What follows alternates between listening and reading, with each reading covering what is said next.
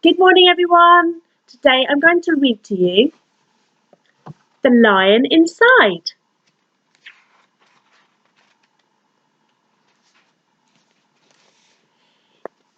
In a dry, dusty place where the sand sparkled gold stood a mighty flat rock, all craggy and old.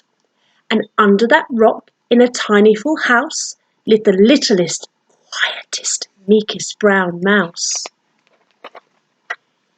He was so very tiny, so incredibly small, that nobody noticed him ever at all. He got trod on and sat on and missed out for stuff, ignored and forgotten. Yes, mouse life was tough. Meanwhile, far above, on top of the rock, times were quite different. It was Lion o'clock.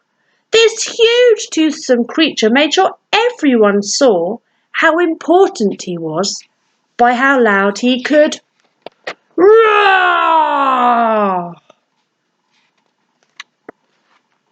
He was head of the pack. He was shouty and tough. He loved showing the crowd he was made of strong stuff. Yes, all were impressed by this mighty King Cat. If only, thought Mouse, I could be more like that. Then, late one dark night, in his Minnie Mouse bed, the cleverest thought popped into his head. He jumped from the covers and held up a paw. I've got it, he said. What I need is a roar. I mean, what if this mouse with the weeniest squeak was a little more grrr and a little less meek? Well, he'd still be the smallest of fuzzy brown mice, but he'd make friends and join in, and life would be nice. Yes, thought the mouse, I must find out how. I will learn how to roar, and I will learn it now. But, gulp, oh my gosh, there was only one beast who could teach him this thing, but might make him a feast. It was time to be strong, take a chance. After all, forever was such a long time to feel small. So he made himself brave and he thought like a winner. He set off for the top, hoping not to be dinner.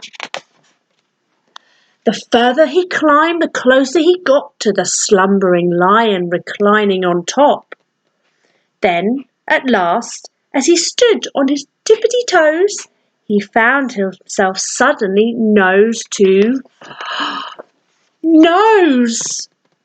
Ahem! Oh, pardon me. Wake up, Mr. Lion. You've got company. Squeak, Mr. Lion. What I've come to you for is squeak. Do you think you could teach me your roar?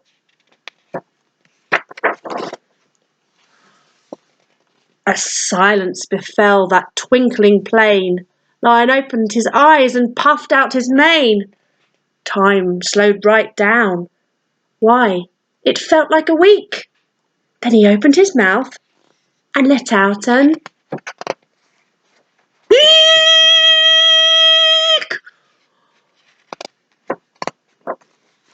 The lion was shaking, his paws all a fumble. He was backing away with a scrambling tumble. Don't hurt me, he whimpered. Oh, try to be nice. Well, my goodness, this lion was frightened of mice. Don't worry, Mouse peeped. I'm a friend, not a foe. Let's rock this together, we'll have fun, don't you know?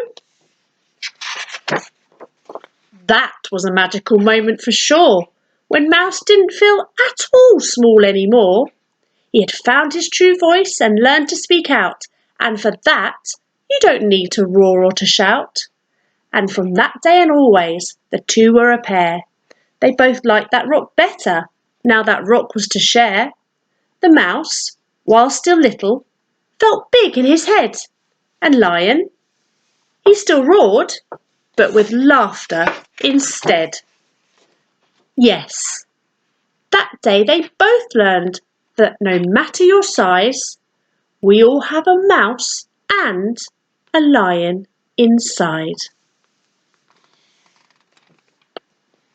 Bye everyone! That was